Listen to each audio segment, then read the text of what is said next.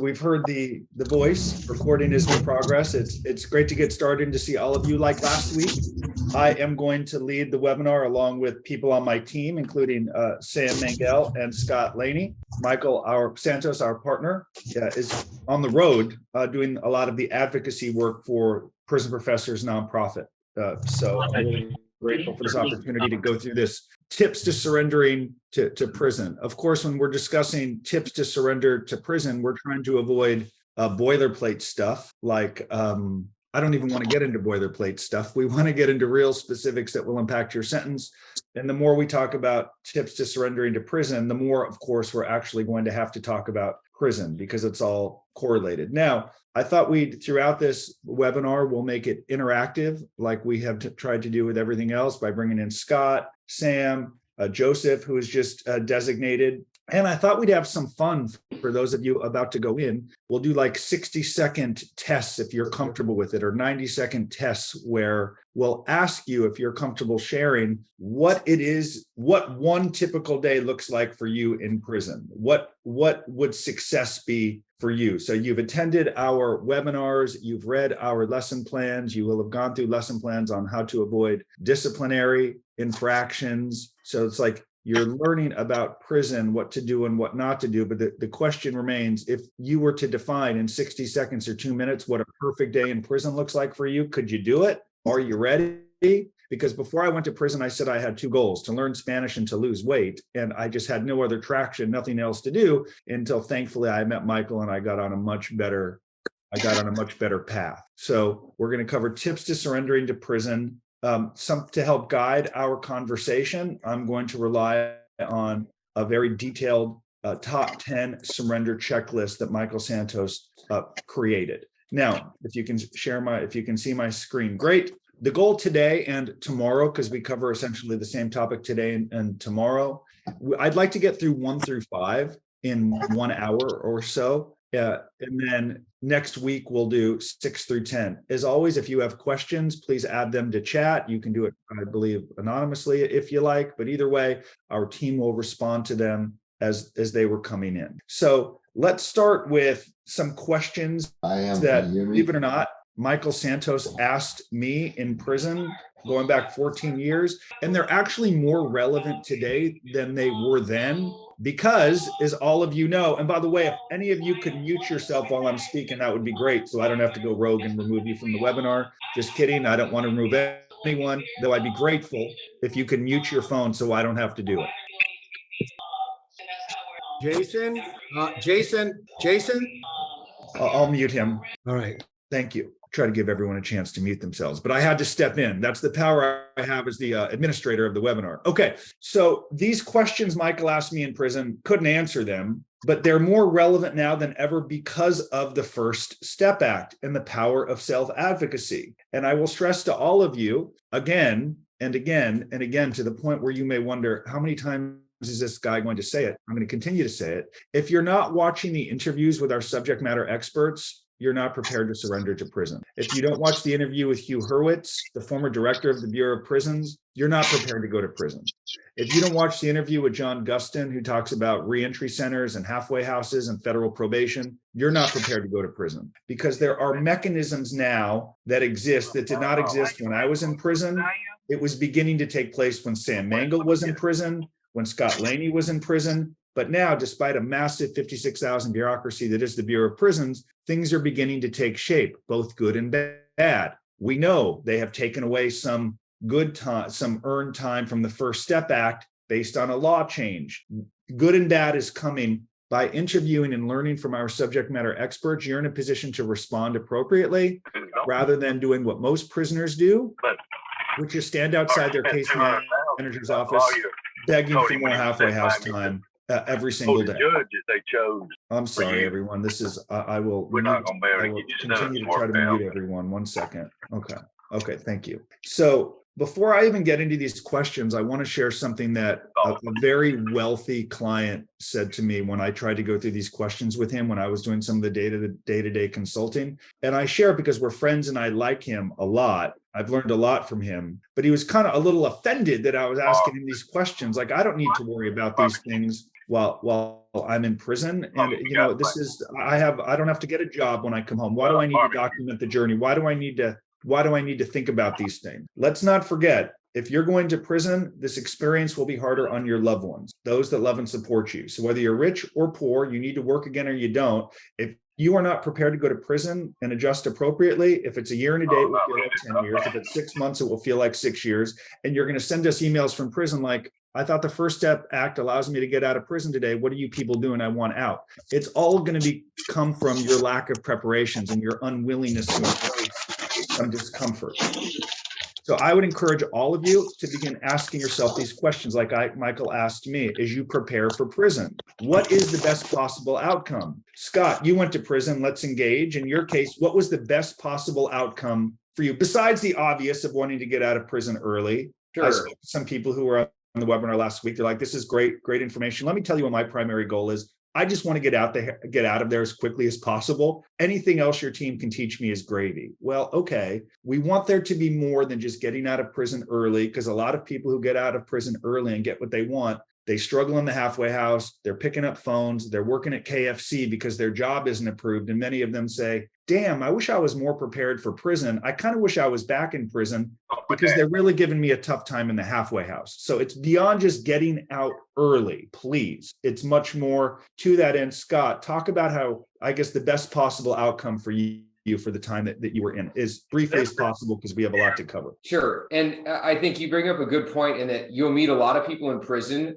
All they want to talk about is when they're getting out. And it's like, bud, you have another 12 months here. You need to live in the present. For me, a good outcome on a daily basis was, am I staying out of trouble? Am I being humble? Am I being patient with staff and the other inmates around me? And am I doing something that when I get out of prison, I will be thankful I spent that time that day doing, whether it was writing, whether it was reading, just staying calm, taming your irrational thinking, and trying to be productive with it. And occupy that mental space, and you meet other inmates who are productive, you can actually have a pretty decent time and use the time wisely. That's exactly right. When I was in prison, my friend Andrew, who unfortunately passed away, had an aneurysm and died while running on the track, used to say, he had like 2.5 years left. And he'd say, if I could jump to the end of my prison term right now and forfeit 2 years of my life to be free, I would do it. And I remember thinking, what a tragic thing to say, right? We're in this very comfortable environment in a camp,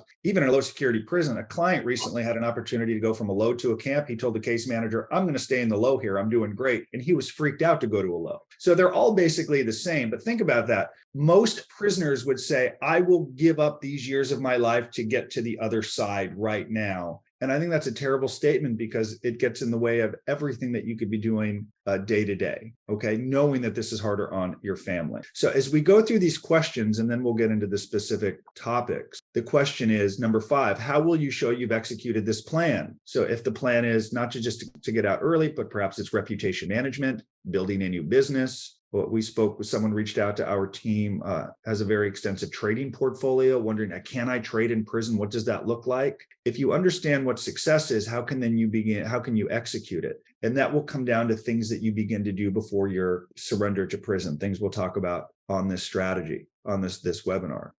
Some ways that clients or any defendants or prisoners document their journey is someone like Joseph created a website. Our team can help, or you can have it made in India for $23. Go to Fiverr and pay someone $5 to create it. We don't care, as long as it gets you closer to what it is you want, which is beyond getting out early, because a website or writing can influence a case manager if they're reviewing your work. We spoke last week about reentry plans that you should be building right now. I was so grateful to hear from people on our webinar last Friday who said, I've spent hours working on my reentry plan this week. That's awesome. All of you should do that, because if you're trying to execute this plan and hold yourself accountable, it really doesn't do a whole lot of good if only you know. You need to share that with your case manager. So as we talk about tips to prepare for your surrender to prison, the question is, what is success? What are some of your goals while in prison, without sounding like Tony Robbins? Because you are going to meet with a case manager 30 days into your federal prison sentence, And they're going to say something like this: what do you want? Why are you here? Sam last week expressed in his team meeting, he tried to engage them and ask questions, and they basically threw him out of the office. Okay. He had a better experience the next time because he was able to share evidence with them. So knowing that it costs 5 cents a minute for email and you have limited phone minutes doesn't make sense as you prepare for your surrender. Even if you have been sentenced and you know prison is in your future, does it make sense to begin identifying what this plan is, with whom you will share it, and what are realistic goals in prison? Because you are going to have to give it to a case manager. You are going to have to give it to a case manager in the halfway house. You are going to give it to your federal probation officer. So you better begin to create it now. And it's a pretty good idea to start with answering these 10 questions. In what ways, number 10, will stakeholders see you as different from expectations of people that have gone through the system? So let me ask you, Sam, you've been to prison. What do they expect from us when we go in? What is their perception of us, if you'll engage, Sam? Oh, well, the overall expectation is we're gonna be a nuisance. We all want to know when we're going to get home as quickly as possible. We are the lowest form of life to the staff. You have to consider who wants to grow up and be a prison guard. I tell folks it's the people in high school that got beat up. That's the mentality you're dealing with. So when you're dealing with people, there's no incentive on their part to rehabilitate, to make your life easier or better, or have you spend less time there. They get paid to keep you there. So what can you do to, and I use this term carefully, endear yourself to the people that really don't want to have anything to do with you? And that's part of this process. So many of you who reach out to us say, I've never had a speeding ticket. I've always been a successful executive. I volunteer in my community. I'm a father. I'm a husband. I'm successful. I didn't have bad intentions. I was swept into this by my co-defendant. I should have said no in a meeting. All of the myriad reasons that lead to people becoming immersed in a white collar crime, all true, but it's the wrong approach. You need to approach it from the perspective of the stakeholder. And I'll never forget Miss Mickleberry saying to me, this isn't the first time you got into trouble. It's the first time you got caught. That is their perception of you. So if you are not embracing that reality, then it's very simple. You're not prepared to go to prison because you don't understand the stakeholders. So rather than tell them, I want to get home, I have a family, I have a job waiting for me, you need to articulate to them by way of the reentry plan. These are my goals. This is what I plan to do. And this is what I'm learning from programming. These are all things that have to take place prior to your surrender. And then, of course, your reentry plan will grow and evolve and build while you're in prison, because you will be updating it with book reports, with programming that you're participating in, whatever it is you may be doing. So as we transition to surrendering to prison, let's talk about establishing a primary point of contact. As Michael wrote, before surrendering to prison, a person should appoint a primary point of contact. That point of contact may be a spouse, a parent, a best friend, a lawyer. The person should help the point of contact understand what to expect. If things don't go right, the point of contact must have a plan in place. What does a person going to prison and a point of contact need to know? Okay. To start, the person needs to make sure that an attorney is standing by ready to help. After a sentencing hearing in court, the United States Marshal Service has the responsibility of sending a pre-SR along with the judgment and commitment order, also known as the JNC, to the Bureau of Prisons. The BOP has an office in Texas. Administrators in Grand Prairie will assess where to send a person. The staff members in Grand Prairie have the responsibility to classify every person that is going to federal prison. After assigning a security level, the BOP will assign a prison. In the federal system, administrators use the vernacular designation. A person should know what will follow after administrators designate a person to serve the sentence in a specific institution. So Joseph, as briefly as you can, because we have a lot to cover, 30, 45 seconds. Joseph was sentenced to prison, got a year and a day. His lawyer asked for a specific prison. What happened, Joseph, with your designation, and where are you going? Going to Devens, Massachusetts, FMC. So Joseph, you asked for a specific minimum security camp, correct? Yes. So it's important as you establish a primary point of contact and as you manage expectations for your family at sentencing, that you know that a judge's recommendation is only a recommendation, because Joseph asked for a camp. But because of the pre-sentence report and some ailments, Joseph has been very open that he had COVID and some other health issues. Despite the judge recommending a specific camp, I think it was Otisville, the Bureau of Prisons in Grand Prairie reviewed his pre-sentence report and said, this dude needs to go to a medical facility, which is where he's going to go in Massachusetts. So I think it's good to manage expectations of your family of, yes, we're asking for this prison. We may not get it. I know Mr. Carper is on this call. His son Scott asked for Lompoc. Poor guy got shipped all the way to Leavenworth in Kansas, but he's adjusting well, writing a newsletter, and he's going to be out probably in 10 or 11 months on 2 years. We always want to find the benefit, but as you manage expectations of your family, there is a chance you don't get the prison of your choosing. And there is a chance that even after you get designated for whatever reason, they may redesignate you. These are things you need to manage. Further, as you prepare for prison or even sentencing, I want you to properly manage expectations of how long you may serve. Because when people hear 3 or 4 or 5 years, you know what they think? 3 or 4 or 5 years. They don't know Second Chance Act, First Step Act, potentially a year off with the drug program, good time. So our team has spent a lot of time and money to create a calculator that is free for all of you. Like everything we give away is free through Prison Professors. Scott, talk about on your sentence, when you heard 41 months or however long you got, did you actually think that you were going to serve that long in prison? I share because I want all of you to manage expectations properly for how long you may serve. Scott, how long did you think you'd serve? Sure. And I took my case to trial. So after they read the verdict and my attorney pulled me aside and he goes, Scott, you're going to prison for 3.5 years. I'm sitting here thinking, okay, my lawyer just told me I'm going to prison for probably 3 to 3.5 years. I didn't understand good time credits. I didn't know about halfway house and home confinement, the First Step Act, the Second Chance Act, RDAP, if you qualify for the programming. So I really thought, I guess 3.5 years is 3.5 years. Justin, do you want me to share? Just share how long you served, because I know your awesome dad was thinking, my goodness, my son's going to be in jail for prison for 3.5 years. Mm-hmm. How long did you actually serve? I ended up serving 13.5 months on a 42-month sentence. So I share all of this with you so you manage expectations properly. Now, we don't want you to lie and say, oh, I know a politician who used to know this politician. He's going to reach out to Biden and I'm going to get a commutation, like our pardon. I've heard those things before. Someone got 8 years in prison and they claimed, the cousin's third nephew's uncle's niece of the president, and he was going to, and the family actually believed it. And then when they realized he ain't getting the pardon from Biden, like the whole shock of the 8-year sentence set in. Manage expectations properly. Next week, we will go through the calculator. We may even do it tomorrow, but we'll plug in based on a sentence, how long you may serve with RDAP, good time, First Step Act, so you can properly manage expectations of your family. Because as I say again, this is going to be harder on those that love and support you. And life in a minimum security camp can be fantastic, or it can be the choice is really yours. I'll reiterate again, the way to make it productive and fantastic, dare I say, you've got to avoid problems. Hardly a week passes without a crying wife or mother, please mute yourself, a crying mother or wife saying, oh my God, my husband got a disciplinary infraction. He got a disciplinary infraction. They threw him out of the drug program. They're going to take away his good time and they may transfer him. What was the disciplinary infraction?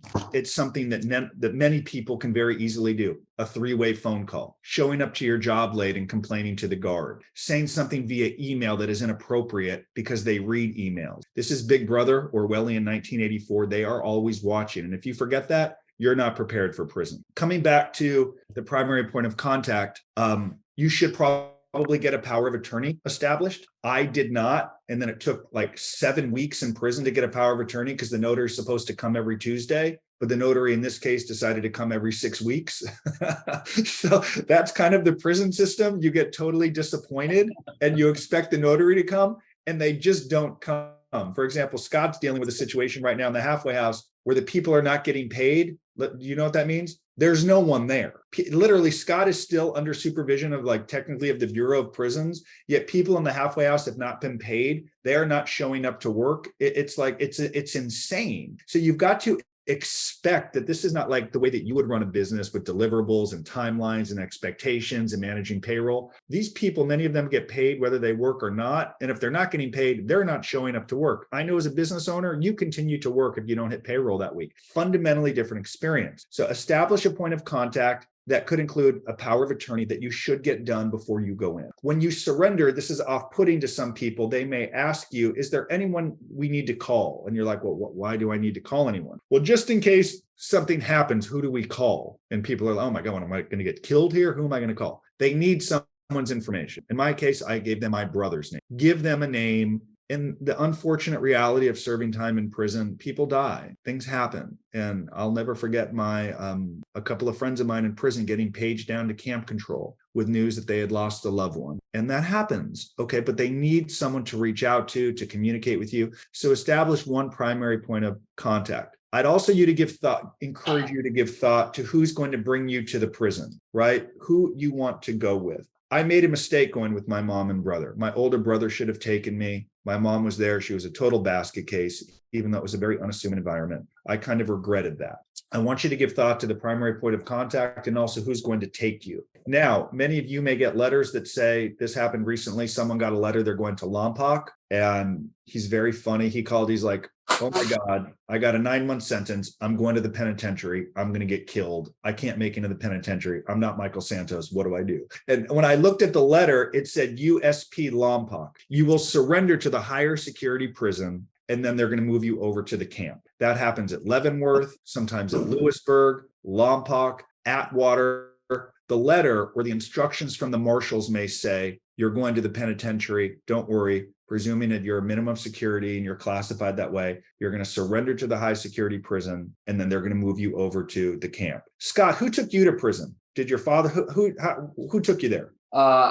Justin, I made a similar mistake to you. I showed up with my whole family. Yeah, like it's a Sunday event, like it's a Sunday barbecue. Terry.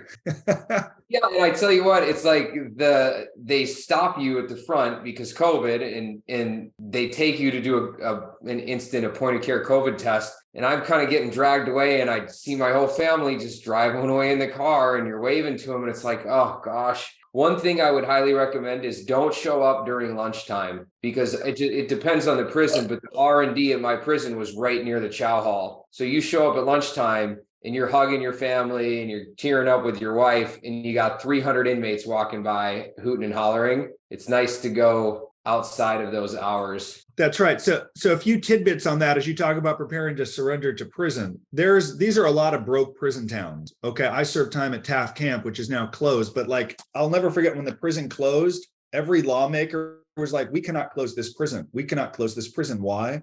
Because it employs hundreds of people that may otherwise be unemployable. People were freaking out. So it's like, yes, let's warehouse people that don't need to be warehoused, so people who may not be able to get a job can continue to have a job. I hate to say it. That's why Michael's not on this call. He's involved in policy and training this morning, okay, or every day. So because it's a broke prison town, I've gotten 10 calls. When I began consulting, when I got out of prison, 10 people I know got tickets on the way to Taft surrendering. So it was like a dirt road, cops hanging behind the billboards. If the speed limit's 35 and you're going 37, these broke towns need revenues. Guess what's happening? On the way to prison, you're getting a ticket that's $300. They need the cash. So drive slow. And I've heard this at prisons all across the country. I recently heard it at Schuylkill in Pennsylvania, this tiny, tiny prison with like 100 dudes. Someone was late on their way to prison. They were speeding. They get a ticket. Then he was late for his surrender, which means get there early. If your letter says noon, get there at 10. Don't get there as they're having lunch. Get there early. Don't speed. It's a several $100 ticket. And what surrendering with items, you should bring your ID. And I just brought my ID.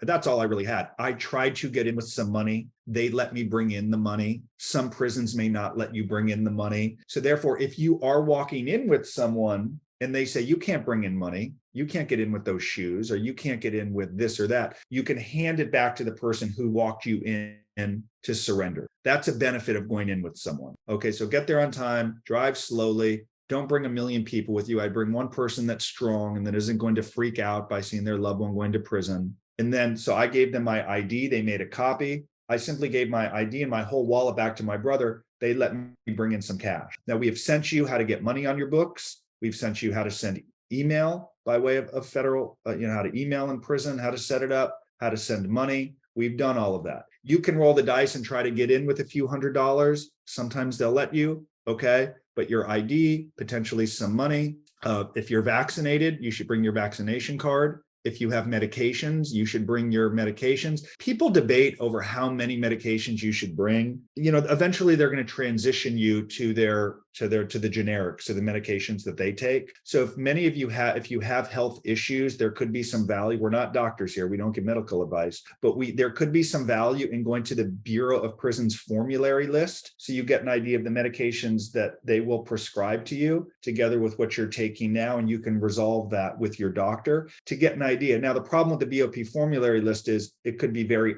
outdated. Okay. It could be like someone read a handbook for a prison they're going to. The handbook was updated like 9 years ago. Okay. So the BOP isn't exactly on top of everything. So I want you to be careful if you're working with your doctor on your medications, that you do it properly with a physician, because unfortunately there are times where people are used to medications and they get there, and maybe you bring in a week of medications and they give that to you until they transition you. And transitioning to generic medications is very difficult, especially in prison. And what happens in some cases is people will get there and they'll be like, I don't want to take these medications. This is a nightmare. Because in prison, you may go to pill call at 5 p.m. and you're like, I'm not going to bed at 9 p.m. So I have anxiety. They want to give me my Xanax or Ambien at 5, but I'm not ready to go to bed yet. I don't go to sleep till 10. I don't even need this anymore because now I'm in prison having fun and I'm productive. This is the easiest part of the process. I've been waiting for 3 years to get sentenced. I'm good. The problem then is when you then say you don't need the medications. We had someone on our team, like every single day for 17 days, he was called into medical and he had to sign something every single day confirming he didn't need the medication, confirming you no longer need this, confirming you no longer need it. And he's like, wow, it was really quite an inconvenience because the BOP doesn't want to be sued if someone says, I ain't getting my medication. So as you prepare to surrender, make sure your medications are updated. If you've developed health issues since the probation report, get doctor's letters, try to get an understanding with your physician what the formulary list looks like, so you have an idea of medications they may give you and withhold in the prison. Because unfortunately, there are some things you may take that the BOP will say, sorry, this isn't a necessity. You're not going to get it. And to the extent that you can prepare for that now, you set yourself up to not be disappointed. You can be proactive in what some of your health issues may look like, and you won't be seen as someone who complains. But of course, our team will be here to help you. It's the reason we email and mail and we're responsive while you're in prison, because there is one way you should push in prison. If medically you are not being treated, that's different than, as Scott and I jokes, people complain about too much sugar in the peanut butter, or hey, we could really use some new racquetballs or bocce balls. This is chipped and old. How old is this tennis racket? People complain about those things in prison. It's hilarious. It's sad. Those aren't things that you complain about. I'm sorry if they don't have 10.5s and they only have 10s. I ran with my feet out of the shoe. They called me Fred Flintstone. It's the way it goes. I was just grateful to be running. I want you thinking about what you complain and you do not complain about, because it all becomes part of your central file. Because in prison, with the request, you put in what's called a cop-out. And they're not too fond of cop-outs when guys would use them to cook their food in the microwave. So I just want you to be aware of when you're requesting things with staff. It typically should have to deal with, if medically you're not being treated, you got to address it. Of course, if you want a new bunk or a new job, you'll go to staff. Can I have my updated visitation list? Things of that nature. To visitation, as you prepare to go in, you should be cultivating a visitation list. Who's going to come and see you? Who would you like to come see you? You should be continuing to nurture relationships now that you've been sentenced to prison. It is off-putting to people that you ask them for a character reference letter. I did this. It's embarrassing. Ask someone for a character reference letter, and then they didn't hear from me again. Some of them felt used. I never wanted to do that again. So continue to nurture relationships and ask, would you like to come and see me in prison? You'd be stunned how many people are happy to take an afternoon off to come and see you in prison, both because they want to see you and they're also a little curious. Okay, I will acknowledge that. So as you establish your primary point of contact, power of attorney, assess who's going to surrender with you to the prison, medications that you're going to bring. Unfortunately, if you are not vaccinated, there's a pretty good chance you are going to quarantine for 15 days. That's the consequence and something you have to prepare for.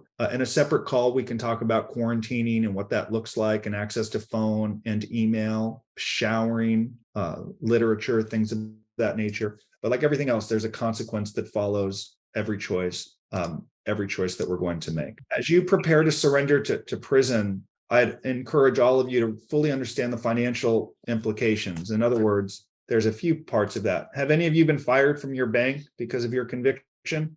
Anyone here been fired? Anyone here not been fired yet? Anyone here not been fired? Okay, well, here's some advice that I can give you. It's probably coming. It's probably coming if you pled guilty or been convicted of a white collar crime. By the way, I see questions coming on the right. Please ensure that our team is responding, namely Sam or Scott. If you've been convicted of a white collar crime, it's likely at some point you're going to get fired from your bank. I was fired from B of A, everywhere. And it's kind of inevitable. I hate to say it. And it can happen at any stage of the journey. In my case, I was fired from a bank before I surrendered. And then 8 days into my federal prison sentence, Merrill Lynch actually froze my account and fired me. And it was a whole mess because I didn't have power of attorney. They froze my assets. The market began to implode due to the mortgage meltdown of 2008. I lost like 60% of my portfolio value with the market crashing. They wouldn't let me sell or do anything. And I didn't have a power of attorney set up with a primary point of contact. And I was too afraid to call my broker. One time I did call the broker from prison, say, sell, sell, sell. He's like, dude, you're not allowed. Your account is frozen. You're in prison. Merrill Lynch doesn't know how to respond. So some thoughts. You should be prepared to get fired. What I did when I came home from prison, I opened bank with like 5 bank accounts. And I told my probation officer, in fact, I wrote him from prison. Everyone fires me. When I come home, I need to try to establish banking relationships. And when I did, he gave me permission to try to open up like 4 or 5 bank accounts, Bank of California, Bank of the West, kind of like regional outlier banks I had more success with than the Wells Fargo's and Bank of America's. But it's very frustrating if you're in prison and you get a call that says, hi, honey, they fired you and closed your account. And they closed my account too. They'll fire the wives, the kids, simply because they're affiliated with you. So I want you to embrace this idea now so you are proactive. And perhaps we have many of our clients, the wife will have a totally separate bank than the husband. Yeah, we bank at 2 totally different spots to ensure they don't get fired so the bills can get paid. Even worse, if you have a retirement account and they fire you and you don't have relationships in place to find a new bank, if you're less than, I sound like a stockbroker again, if you're 59 and a half or younger, guess what? They liquidate. This has happened. They liquidate, send you a check, and you have to pay taxes on it because you've taken a distribution because you're not yet 59 and a half. Wow. They did not have a relation. Go ahead. Someone asking a question? No, I was just relating. That's brutal. It happens. So as we come back to our preparing to surrender, we don't want to do boilerplate like flush as you go. And, think that's nonsense. What type of shoe should I buy in the commissary? Who cares? How good is the food? It's fine. Who cares? In the totality of your life, that means absolutely nothing. Those are so many of the questions that our team receives. How good is the food? What type of shoes can I buy? Who cares? It's fine. What are you doing to prepare for the really tough stuff? Is your family prepared for you to go in? Are your medications in order? Have you formed a budget before you go in? I spent $500 a month in prison. Some people spend $1,000 a month in prison. Michael spent a lot because he was writing books from prison via email.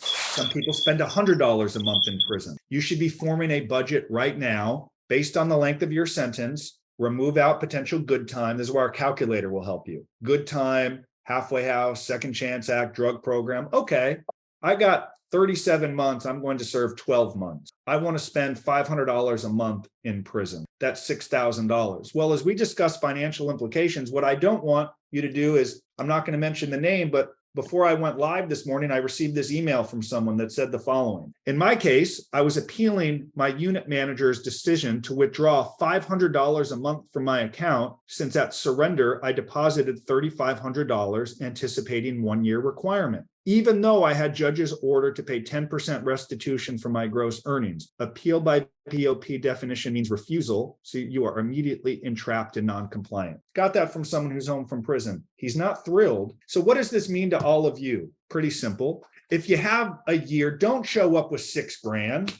if you owe money or a fine, because your case manager is going to look at how much cash you have and they're going to do the same thing. Thank you. We are going to take it. Awesome. You can fight it. And then how do they perceive you? Wait a second, you pled guilty? You want to identify with your victims? You want to make amends? I read your sentencing statement where you told the judge you're going to pay everyone back, and you're complaining about money that we just took to pay the victims back? That person didn't understand the stakeholders. He didn't come to our webinars and he didn't do the work. Therefore, it's going to be $6,000. Show up with 200, 300, get through that first team meeting. Then you can have a little bit more money come in, because at that first team meeting, they may say 25 or $50 a month. But if you are surrendering with thousands, of course they're going to take it. Understand the financial implications of everything that you do. Then I beg you, if you owe money, if they say it's going to be 50 or $100 a month, you know what you say? Thank you. I understand.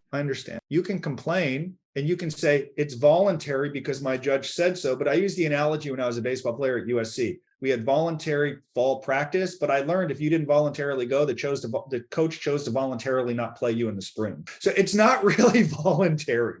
You've got to pay the money, but just do not show up with too much because they're going to take it. Some people do have money go to other people's books. I know there are people on this webinar who have told me, what do I do? My husband or brother is calling and they are asking that I send money to other prisoners' books because the $360 in their commissary ain't enough. They're trying to grow their budget. What should I do? That's a separate conversation, as we just want you to understand the pros and cons of that. We can discuss that when we cover disciplinary infraction again. But there is someone on this webinar who told me their loved ones spending about $1,500 a month in jail, 5 people getting the books. They're living like a king. We want to understand the consequences that follow that. But as we discuss disciplinary infractions, we'll cover it again. But I just want you to understand the financial implications that accompany this. Yes. And I had a quick point regarding the RFP and the financial statements. You and Sam have spoken a lot about creating that good relationship with your case manager or your counselor. And all of us owed some form of restitution. I served time with guys who owed as little as $100 for their special assessment, all the way up to 20 million. Your counselor's job is to get you to start contributing to your restitution, to your fines, to your payments, to your victims. The dollar amount they're going to ask from you is going to be astronomically low compared to what you owe. And it is a phenomenal chance to start that relationship out on the right foot. They'll give you a contract and say, this is how much I think you can afford to pay on a monthly or quarterly basis. And you're going to be blown away by how little the number is. It's best to just take that as an opportunity to forge a good relationship. What if I have a court, the judge set me up with a monthly restitution payment already and I'm paying it? Most likely this has gone a number of ways. I find sometimes what the judge says at sentencing to be a little bit of window dressing. In other words, they say it's 10% or $500 a month when you come home. Yet if you come home, when you fill out detailed financials, like you did with the probation report, if you have no money and no income, they're not going to send you back to prison if you can't pay $500 a month. The probation officer is going to establish a whole new payment plan with you. So judge will put something in your sentencing order, the judgment and commitment, but you're going to do the whole process again with your probation officer. Now, if you're crushing it and you have money, you can expect them to try to get it. Further, you can expect, as we discussed, financial ramifications. You can expect, if you owe money, the probation officer to look what's liquid and try to encourage or push you to sell it. That happened with me. And I was fortunate at the time the market was in such the toilet that I said, these things have no equity. I can't sell it. And by the time they had value again, I was off probation. But he did push me to liquidate and sell because he saw the assets. But if you don't have the income, much of what the judge said at sentencing, it doesn't really mean anything. The probation officer is going to start over. There are some people who have sentences where they don't have to make payments in prison, or restitution payments don't have to start until you come home. Don't be foolish. Understand the end game here. If they tell you it's 25 or 50 bucks a month, just pay it. $100 a quarter, just pay it. Come on. Why? Because you want something from them. Earlier release, a better job, a better bunk. Hey, can you approve the visitation forms that were set in? Hey, I know my wife, I'd love for my wife to visit. She's in the probation report. The wife shouldn't even have to fill out the form. Sometimes they'll give you a tough time and say, have her fill out the form anyway. To the extent that you're helping and not bitching or complaining, they're going to help you. In other words, it looks bad if you're spending $500 a month in commissary and you defer to something your judge said about not paying when you come home. It doesn't really reflect well in your reentry plan that's focused on making amends to your victims. Let's be clear. Now, as we continue. Justin, I had my hand raised. Can I ask a question about this? Sure. If you can just, because I don't have restitution, but I have a fine, but if you can afford to pay up the fine, you can avoid all this headache then, right? Yeah, we're all jealous you have the cash. Scratch a check, pay it, be done with it. Move on. Time. In my opinion, if you have it. You got to pay it. Thank you. If not, if any of you have goals of getting off probation earlier, you know what helps getting off probation earlier? Your victims are paid. That's what I have learned. We've had people say that the probation officer will say, I'd love to let you off probation early, but you still owe money. And I just want to continue to oversee that you're making these payments. So if you can pay it, I think you absolutely should. Now, there are people, of course, who pay it and regret it because they get no benefit from it. So I want to be really clear about that. And I know there are hands raised and I'm going to get to them. There is no guarantee that all of this work will influence a case manager. We can't guarantee that. We can't guarantee it's going to influence someone you may or may never meet. We're of the opinion, just do the work. You'll have a more productive journey. You'll have a better experience. And at some point, we believe it will influence people. But there's no doubt there are people who have scratched a huge check at sentencing and they still get the same guideline sentence. And they call me and they're like, I gave them the last 3 cents that I had. The judge still gave me a guideline sentence. It happens. I know someone who gave $12 million out of sentencing hearing in New York. The dude still got 9 years in prison. Lawyer insinuated he may get 4. We don't want any of you to say what many of you say about your lawyers. I heard this, they don't call me back. I'm frustrated. What do? I thought I'd get this sentence. We don't know what's coming. We just suggest you prepare because this is harder on your family. So be careful if you're going to make these fines or payments in full. There is no guarantee that it can get you what you want, and we don't want to leave you absolutely broke. Okay.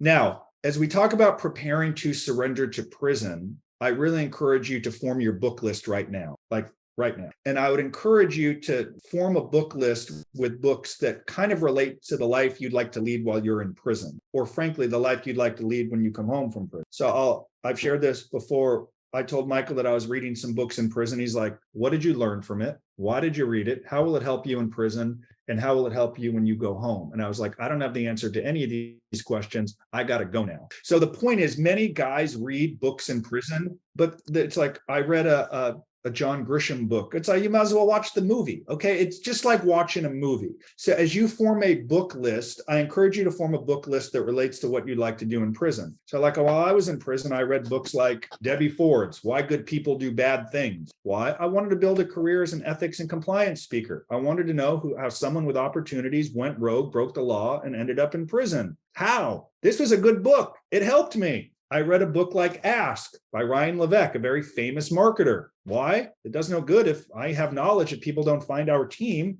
Marketing books, things like this. I read a great book called 4,000 Questions for Getting People to Know You. I've asked you some of these questions I read in this book. So I want you to read books in prison that relate to what it is you want to do. Now, to some of our very wealthy people on this webinar, and you never have to work again, awesome. Read books about whatever it is that interests you, that wants to help you when you come home. If you're like me, who went in broke and who had to start over, I had to build a business. So I had to read books that related to that. Then, as we come back to our reentry plan webinar from last week, we should write a book report. And you can put it on your website, or you can share it in a newsletter every Monday via Core Links email, and you can build it into your reentry plan. Are there people that may make fun of you for writing a book report? Yes, but those are the dudes that will someday call you and ask for a job. Scott, can you talk a little bit about book reports that you wrote? I mean, Scott wrote book reports from prison. Why did you do it? Sure. I wrote a little over 50 book reports in the year that I was there. And again, same thing. It's like you have these moments where you're going, what am I doing here? I'm wasting my time. I want to be home. Well, I'm sorry, you can't go home and you're here. What can I do to make the best of it? And you sit down and you read and you start reading more and more. And it's so cliche, but reading in prison is so enjoyable. And Justin makes a good point. Read books that will help you. And for me, writing book reports not only gave me something tangible to show people, this is what I did with my time while I was gone, but it helps really reinforce these lessons and solidify what is it that I'm getting out of both this experience as well as reading the book. Also, documenting the journey, whether it's a website, a blog, email. Like, I've got the greatest mom in the world, but I think she thought that I was lying when I said how productive I was. She thought I was just placating. Mom, I'm running. I'm learning from this guy, Michael Santos. He's been in jail for 22 years. Like, what? Why is a guy who's been in prison for 20 years in a camp? I thought it was all white collar. So you kind of debunk all of these perceptions or misperceptions they may have. But my mom didn't believe me. My brother didn't believe me. My friends didn't believe me. They thought I was telling them what I wanted to hear, until, as you see hiding in my office behind me, in between there is like my journal. Now, there are things in that journal I would never share with anyone besides someday my wife and children, but I just started with a journal. And then even then, because I wasn't sharing it, they were like, I don't believe you. It's not true, this and that. But in there, really profound things like, you are going to feel differently about your first day in jail 1 week after you're in prison. That first day could be somewhat traumatic. Oh my God, strip search, cough and squat and cough and all that. I did it full. I was like going back and forth like a sumo wrestler. The guy was laughing at me. But a week later, I was like, hey, I was kind of, it wasn't that big a deal, but at the moment it's traumatic, but a week later, it's no big deal. If you're not documenting it and sharing it, what do you have? You know, you really want to document this experience and share it with people, because what happens is people often come home from prison and they try to recreate it, but it's made up, it's fluff. You can't recreate the first day in prison 3 years later because you're going to see it later. So I just really encourage you, by core links, and if I could do it without email, and if Michael Santos could do it for the first 23 years of his prison term without email, you can do it because you have email. So every Monday, send an email to everyone. Scott or Sam, how many people can you have on your email list? 30. I think 30. Great. Every Monday, you don't have to type everyone individually, everyone at one time. Hey guys, want to update you on my last week. Read this great book. Here's the book report. Ran 25 miles. Wrote a letter to my probation officer. These are things I want you to do and think about now as you prepare to go to prison. If not, well, you know, the experience can feel longer than it has to. So It is. Go ahead. It is such a cathartic exercise, because you guys, Justin and I had the same conversation darn near 2 years ago. And I thought, I don't want to write every day. Get out of here with this crazy talk. Fuck, bro. And Still once- fucking loaded. Big as this file. Yeah, go on, please. Once you get started, it's like a snowball rolling down a hill and getting bigger, and it helps craft your Yeah, I just experiences. I got full fucking bars. Right. Paul, do you want to mute your phone? Who is that talking? Paul Green. Okay, I just muted him. Thank you. We just had our first F-bomb ever in a webinar. Don't judge us. We try to make this a swear-free webinar. Forgive me. Okay, it just happened. I can't undo it. This is what happens when you go live. So that's very. I wrote, and for everybody who has yet to go in, I came home and I didn't need to have this conversation with everyone in my community. What was prison like? What'd you do when you were gone? Tell us these stories. They were following along with the journey. And I came back and just eased right into my community and all these friendships. And it was like I hadn't been gone for 13 and a half months. And I think a major component of that was documenting the journey and sharing it with everyone. So as you create your book list, we share with you, this is 10 books that really influenced Michael. And oh, what a surprise. He put his book first. Interesting. But it really makes sense, because if you're going to prison, probably a good idea to learn from someone who thrived through 26 years and documented it. So you see the documentation. It's really a journey of the macro story. If any of you don't have this book, we'll send you the PDF for free. Just respond to the email that we sent out inviting you to the webinar, or message Sam or me. We will send you the book for free. Probably a good idea. It's a big book. It's like a 150,000 word book, believe it or not. It's a good thing Michael's not on the webinar, because he hates when I promote him. It seems too, he doesn't like it, but he's not on. So I could say he wrote this 150,000 word book in 6 weeks. I kid you not. And I can tell you, because I sat next to him as he wrote it. It was like one of the most incredible things I've ever seen in my whole entire life, that he wrote a 150,000 word book in 6 weeks. You have to see it to believe it. So I really encourage you to read Earning Freedom before you go in. But you create your own book list. So here's another one to learn from. Sean Hopwood, our friend, the bank robber who served 10 years in prison for robbing banks. He's now a professor at Georgetown and was very influential in the First Step Act that you will benefit from. Sean was with the President of the United States. President Trump called him up on stage at the signing of the First Step Act. Pretty good idea to learn from someone who's in a medium security prison, who won cases from the Supreme Court from prison. How did he do it? So you form your own book list. I've read not all of them, but I'm listening to Shoe Dog right now from Phil Knight. I've read Obstacle is the Way, and Stoicism is very important to me, but you create your plan. Okay. So as we go to the 5th step, before we open it up to some questions, create the journaling and writing plan. And it's so crucial more than ever, because when we did this again, there was no First Step Act. So Michael wrote, begin with a writing plan. In step 1, I recommend creating a platform to document the journey. If a person journals, the person should have a plan to publish. Website, blog, core links. We have some people on our in our community who send what they're writing to their probation officer from prison. Hi, I'm in prison. I lost my career. I can no longer sell stocks or real estate. This is my plan to make amends and pay my victims back. Document that plan with the probation officer. Then when you shake hands with the probation officer, it's more likely that he or she will approve the work because you've done the work. Okay. That's all. I'm trying to mute people. I'm Jonathan, can you sorry. mute Jonathan? Yeah, Sorry. yeah, please mute it. Thank you. Yeah.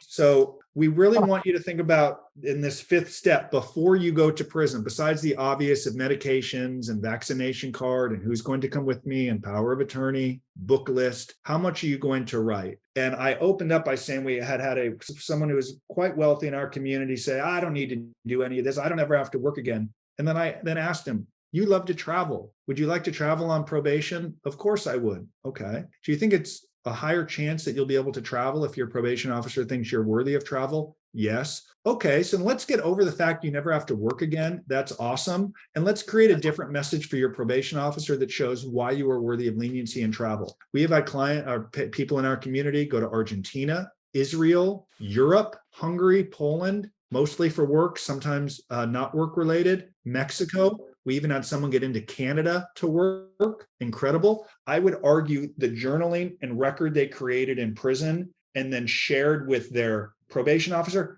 and with the sentencing judge, because the sentencing judge had to approve some of the travel outside of the country, namely to Canada. These are things you should be thinking about, or as Michael wrote, be extraordinary, create a compelling case, learn from them. But all of this is free. We're giving you earning freedom. We're giving you these webinars. We're giving you the lesson plan. The choice is whether you want to do more than attend the webinar. Like I said earlier, several people last week said, I've spent hours creating my reentry plan. Have you? I don't want to get into trouble in prison. Have you watched the disciplinary infraction webinar? Create a banking relationship, many of them. Get the power of attorney done. So lastly, as we wrap it up before any questions, and next week we're going to cover kind of 6 through 10, and we're going to cover some of the stuff we've already covered. I mean, some of it's a little bit, kind of goes over itself a little bit. I want you to think about books you're going to read and with whom you're going to share this work. And if you don't, I just think the experience will be harder on, I just think it will be harder than it should be. That said, before I turn it over to questions, I said I was going to test someone with 60 seconds to give me an ideal day in prison for them. Can someone give it to us in 60 seconds or a minute? What it is, Joseph, Jason, you're going to prison. Jonathan, I'll do it. going to prison. Some people on here have yet to be sentenced. I hope you're not going to prison. But can someone here give us, to the extent Hey, that it's Jonathan. I'll speak. Okay, go ahead. Let's hear it. 60 seconds. 60 seconds. Well, I don't know if I'll need 60. I just want to write about my journey. I want to stay out of trouble. I want to keep a very positive frame of mind. I want to know that this is a very abnormal world compared to the one I live in now, and understand what you can get in trouble for and stay as far away from that as possible. I'm sure there are some situations that are unavoidable if you're with another, a group of people, but I don't care if I sit in a corner by myself for several years and just write and stay in a positive frame of mind so I can be healthy and know that the second half of my life will start when I'm out of this place. So that's how I feel at the moment. So things like that are very good. And we can even refine it further. Like in my case, if I were to do something akin to that, I'd say my goal is to get up at 4 o'clock every single morning. And by waking up early, I have a little bit of quiet and alone time while the rest of the dorm is sleeping. And I felt not like I was in prison by having this alone time and going to the quiet room. At 5 o'clock, the count would clear. I would go join Michael Santos in the quiet room from 5 to 6:30. Michael had been up since 1 o'clock in the morning writing. At 6:30, go to the chow hall, come back at 7:30, get my 2 hours of exercise in. I had found a job that enabled me to work an hour a day because I wanted more time to reflect and think. I'd work from 12 to 1. I'd go back up, I'd write and work with Michael until 5 o'clock, go to the chow hall at 5 o'clock, leave at 5:30, probably take my first or second shower of the day, maybe go for a walk around the track, depending on the weather, how I'm feeling, go to the library, write a letter home, write my daily blog. 7:30, I'm in bed, avoiding all of the trouble in the TV room and the hustling, the dominoes, the gambling, the problems take place. So exhausted from exercising and waking at 4 a.m., I could sleep through an atomic bomb. This is what I want you thinking about as you create 24 hours in prison, as you identify what a full day looks like for you. And tomorrow and next week, we'll talk more about job, because some people want a job that keeps them busy for 9 to 10 hours because you don't feel like you're in prison. I needed a job that was an hour, that allowed more time to focus on my new career. The problem is if you have a job that's only 15 minutes or an hour, and if you're not productive that other window, you'll go insane with boredom, which is really the highest value in these prisons. Boredom, no violence or anything like that. boredom. So if you haven't given thought to what it is you're going to do in prison, and you are lucky enough to get a job that's emptying your counselor's trash that takes 2.5 minutes, if that, it really only takes a minute, but you purposely delay it so they think you're really working. So you extend the minute to 2.5 minutes. If you're lucky to get a job that's that easy, be careful what you wish for. If the rest 12 hours of the day, you're like, I'm so bored, what do I do? These are things you think about as you prepare for prison. We have a lot of questions along the right that we're happy to answer. Are there any hands up or any questions as we begin to go through them? So let's see. I have one question, Justin. Yes. How does my wife, advocate for me under CARES? So I have some thoughts on that. Sam, are you still with us? Yeah, I don't know that your wife, in my opinion, has any input whatsoever on advocacy for the CARES Act. It's really you and what you do with your case manager inside.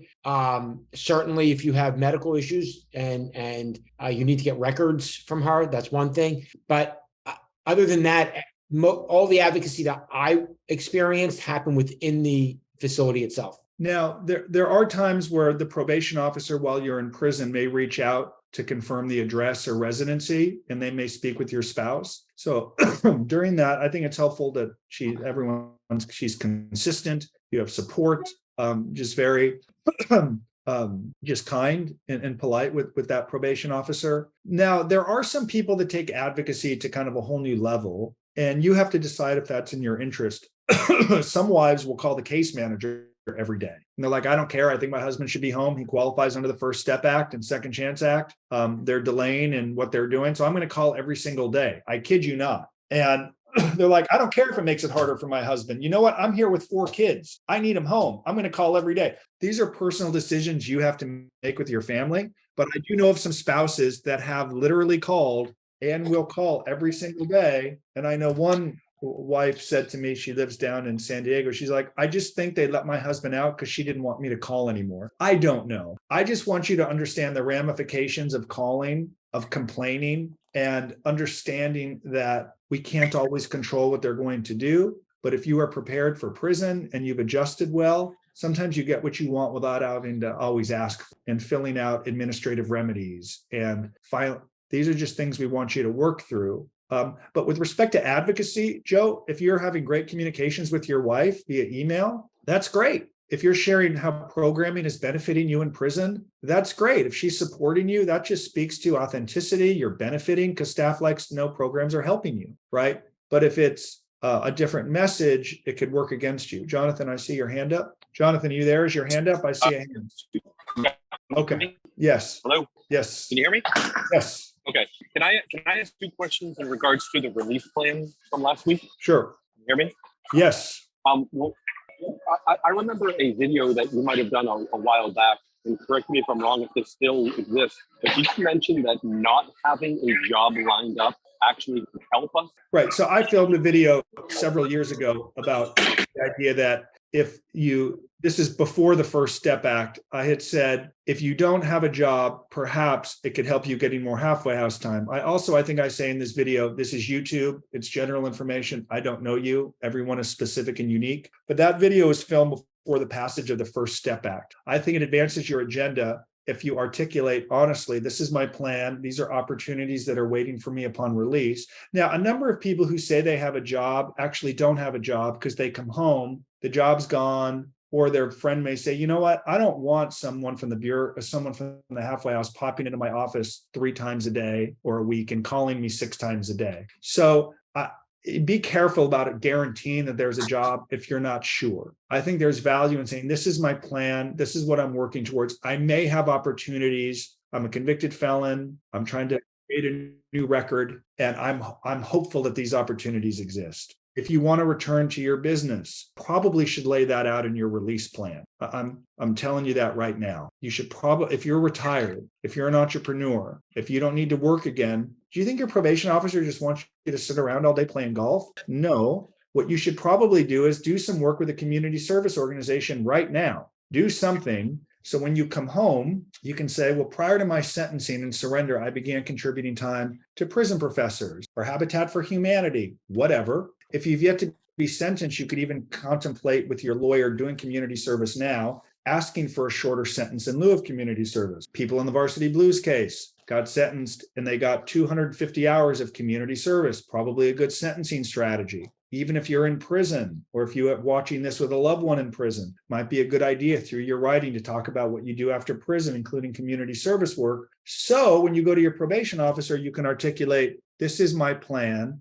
I don't have to work, thankfully, but I plan to contribute to my community. Here's a letter from a nonprofit. I'm going to be doing this work from home, 10 hours a week, 20 hours a week, and I'm happy to share that work with you. Well, that could help get you more liberty on probation. It could help get you off probation early. And it lets your probation officer know, yeah, I don't have to work, but I'm not going to sit around all day watching TV or playing golf. I'm going to contribute. But most important to the entrepreneurs out there, I'm telling you, there's nothing wrong with picking up phones or working at KFC. All work is honorable. But if you expect to return to your business and you owe money and you haven't cultivated a relationship with your probation officer, you are not prepared for prison. You're not ready. And then you're going to be like the dudes that reach out to us like, hey, I'm home. My probation officer wants me to go do this. I don't really want to do that. Can you help me? And then we hear what they did in prison. And it's like, well, no wonder. Of course, you haven't done a damn thing. These are things. This is the reason that we're here and doing this work. So if you were watching this with a loved one in prison, I'd probably send an email that says, what did you do the last 24 hours? And how did the last 24 hours relate to the life you'd like to live when you come home from prison? Now, some get upset. Some say, mind your own business. I don't want to talk about it. I'm in prison. You don't know what I'm going through. You're putting pressure on me. The food here isn't that good. I just had to take 3 cold showers.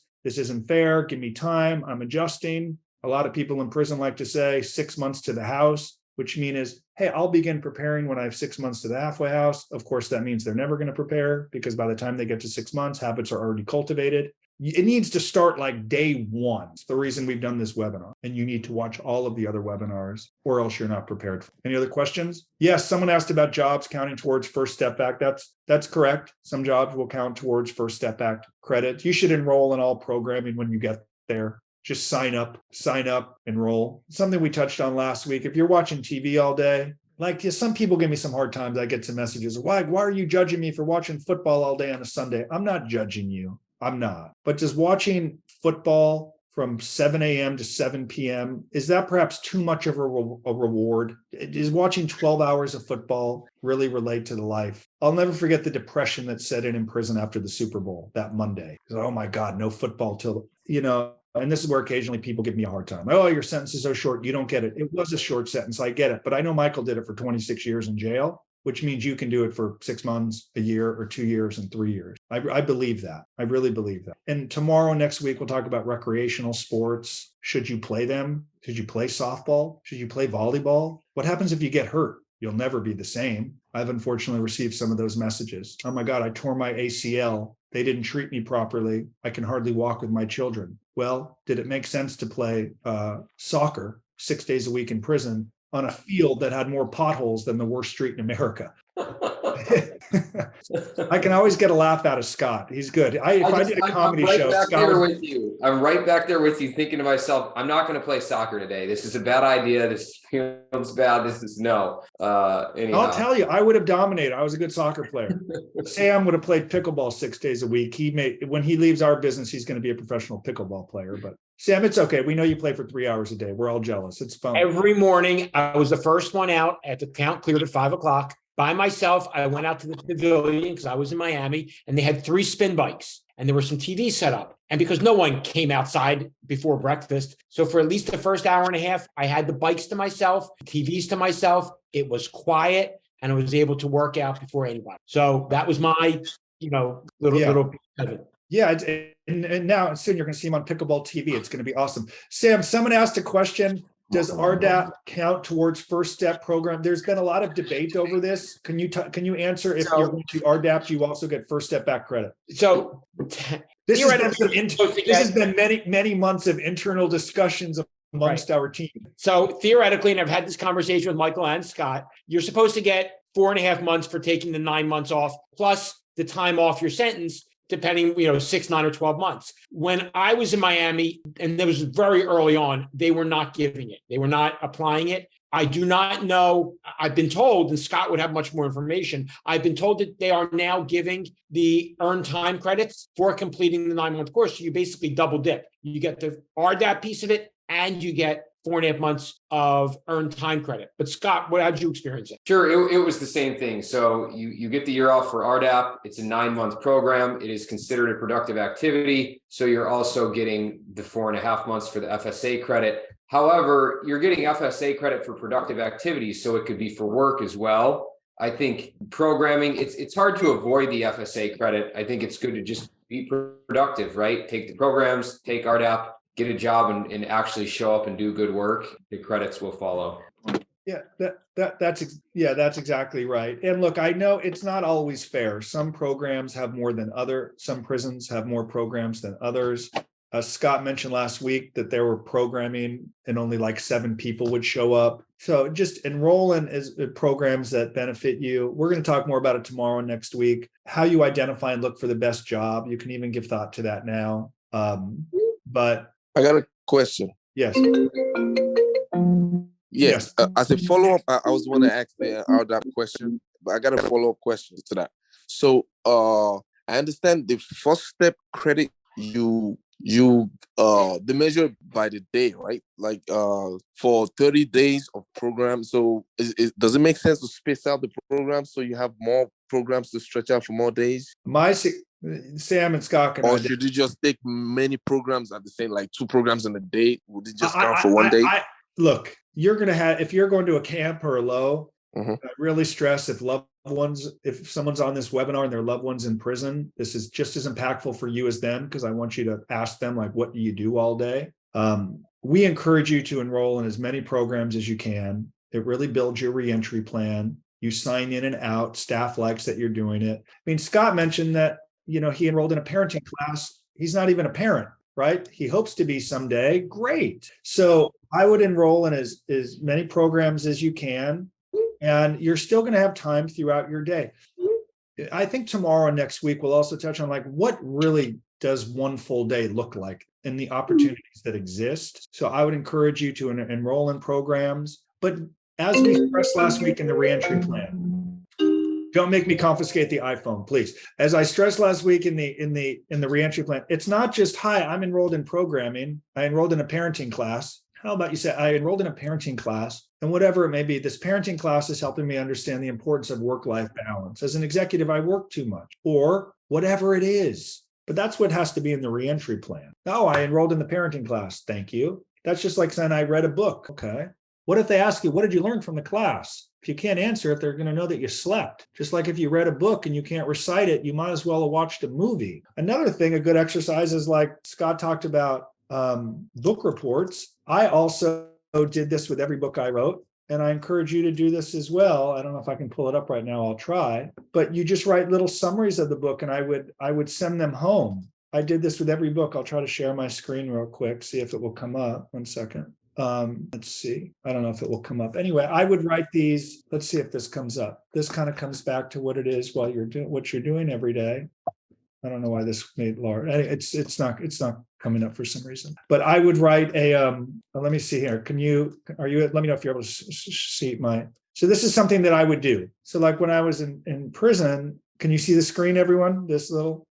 So like I would read a book and I'm like, wow, this is like really great stuff. And I will tell you, I've opened presentations in front of people saying things that I read in this book. I think it was Steve Jobs said, good leaders copy ideas, great leaders steal ideas. Everything I've said, someone else has written, right? But this is just like a little book report. And I've said this, without addressing our shortfalls, we leave ourselves vulnerable to pressures that could tear our lives apart, right? I promise you, it's a rare case when we are the only ones that get hurt. More often than not, our behavior will hurt many other people. Is that true in your life? Has your conduct hurt people that love and support you? Probably. I needed to read that in a book and articulate it, and that's in every lecture that I give, because it's true. I said it earlier today. This is harder on your family. You're not the only one that's impacted. The point is, whether you need to work again or not, do this. Now, I didn't have email at the time, so I would send this home with pen and paper, and my mom would write it for me.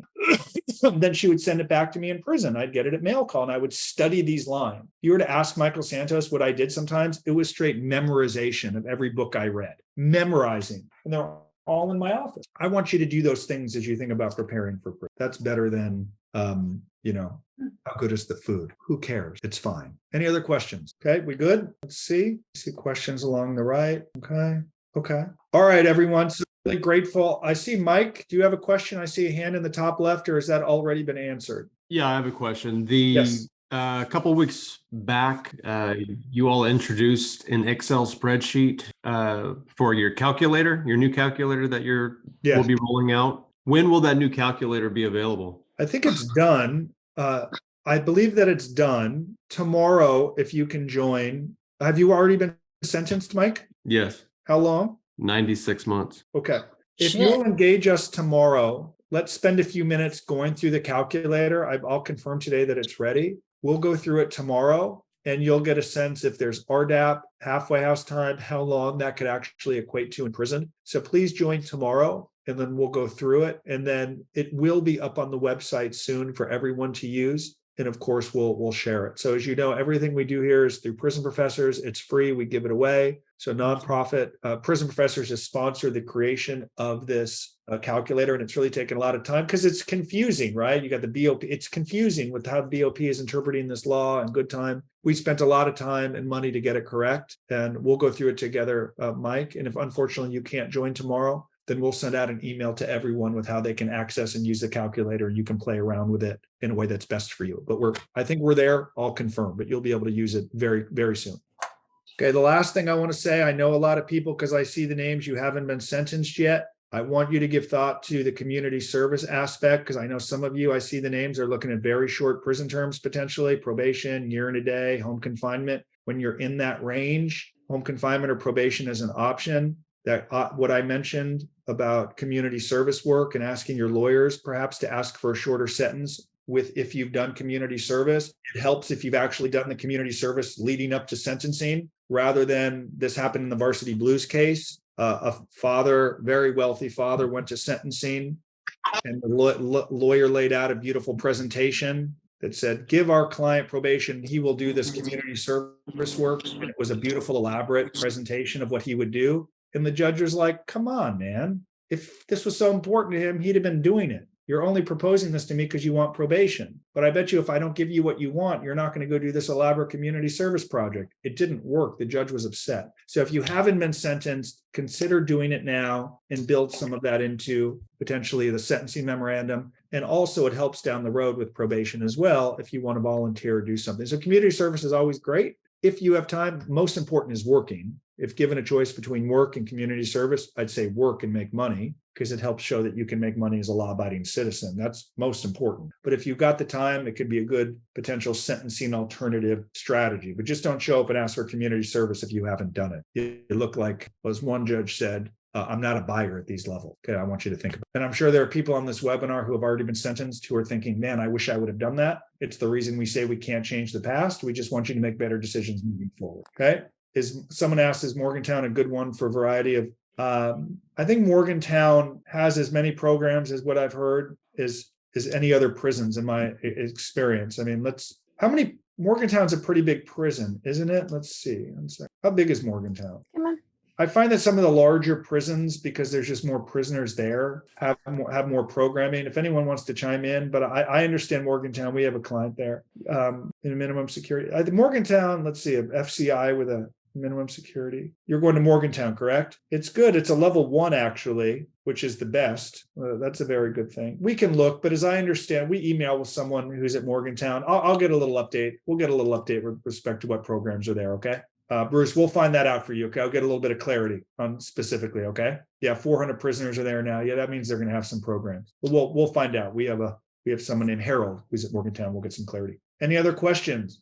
Okay. I'm going to end this recording. Very grateful for everyone participating. We're going to do it again tomorrow and continue to do that work and watch the webinars. And we're just very grateful for this opportunity to help you prepare for what is a difficult experience. Though history tells us the more you prepare and invest the time with everything we give you at no cost, the better experience you're going to have before, during, and coming home from prison. So thank you very much again for participating. Look forward to seeing you all again tomorrow. Okay. Bye-bye.